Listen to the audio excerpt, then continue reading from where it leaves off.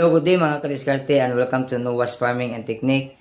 And sa umaga na ito ay papakita po natin ang pag-harvest ng ating mga pananim na talong at mag-update din tayo sa ating mga talong na napakatatangkad na pero hitik pa rin kung magbigay ng bunga at ipapakita rin natin ang pagtatanggal natin ng mga damo kasi pag di natin tinanggalan yung pananim natin ng mga damo ay nagiging kompetensya niya ito sa mga nutrients na inilalagay natin sa kanila. At ngayon ay samahan nyo kami kasama ng anak ko na si Chloe at yung asawa ko. At samahan nyo kami, let's go! So before tayo dumako sa pag-harvest ay papakita ko muna sa inyo yung ating mga talong na napakatatangkad na. At medyo mature na sila pero nanghihinayang po tayong palitan po sila kasi hitik pa yung pagbubunga niya at patuloy pa rin tayong binibigyan niya ng magagandang mga maha-harvest. Kung makikita natin itong puno na to ay pagkaraming maliliit na mga bunga. At ilang panahon lang ay magiging ready to harvest na din to. Kaya ang dapat lang natin gawin ay alagaan sila at supplyan natin sila ng mga nutrients na kinakailangan nila para ma-maintain yung quality ng mga bunga. Kaya after nating mag-harvest ay magtatanggal tayo ng mga damo kasi naging mabilis yung paglago ng mga damo dahil sa sunod-sunod na pag-ulan dito sa ating lugar dahil sa low pressure. Kung matatandaan nyo na naglagay tayo ng mga support sa ating mga talong nung nakaraang malakas yung hangin dahil sa habagat. At buti na lang at naging successful ito. Kaya dadako na tayo sa ating pag-harvest. So, let's go!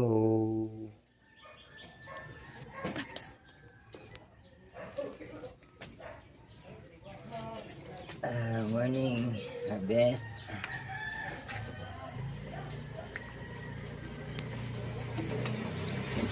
Oh, pala lang. Can I be the one to cut that one? Hindi, Papa.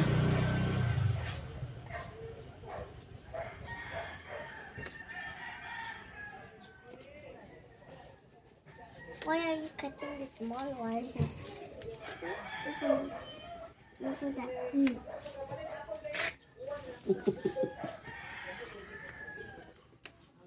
Ay, ulit lang.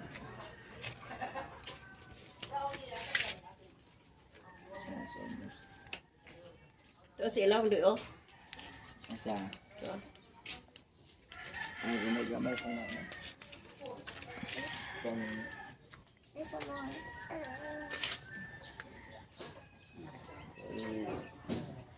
Fat.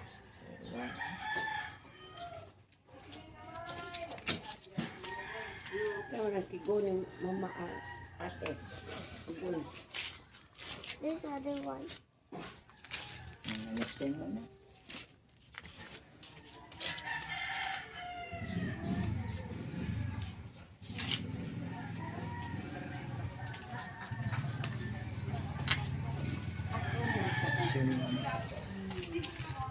So ito na po yung harvest natin sa umagang ito at subukan natin titimbangin to para malaman natin kung ilang grams yung harvest natin ngayon. So titingnan natin kung ilang grams yung abutin ng ating mga harvest.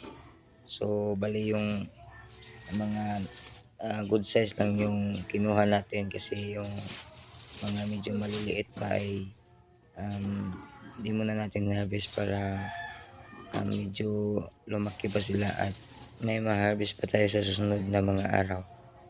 So mabot pala ng 1 kilo yung ating na-harvest ngayon.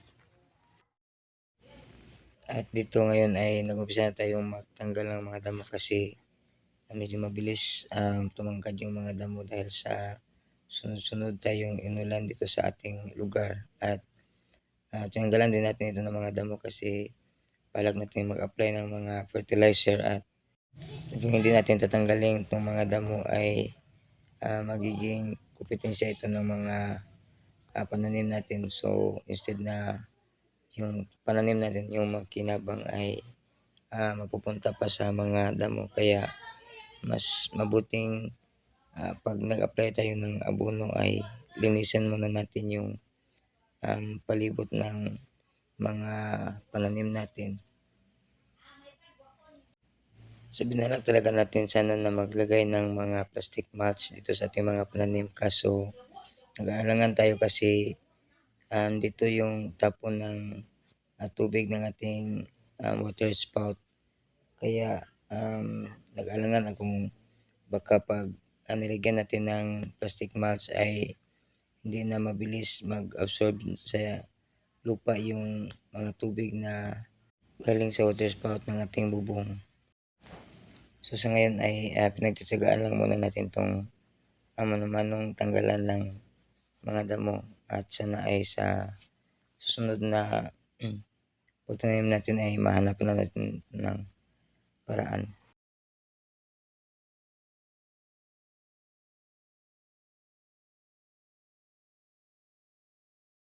So ito na po sila, at natapos na rin tayong tanggal ng mga damo sa ating mga pananim, at sana ay sa susunod nating mga videos ay may papakita rin natin yung pag-apply ng mga abono natin.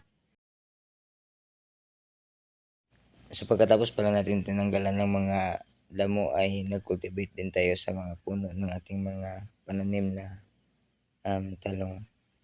At dito rin tinabi natin yung mga natanggal nating damo, at siguro sa panahon mabulok na sila ay magagamit din natin sila sa ating mga pananim na pang-abono.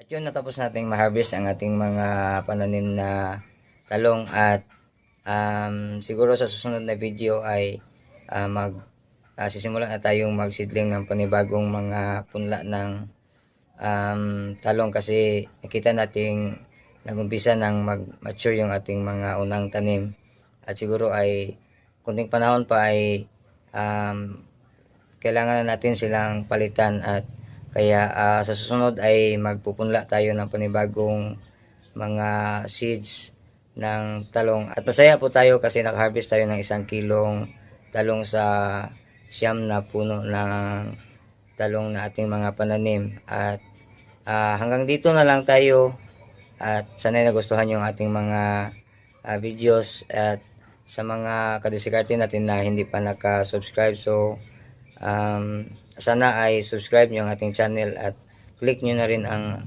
notification bell para updated kayo sa upcoming new videos. So hanggang dito na lang tayo. Thank you for watching. God bless and goodbye.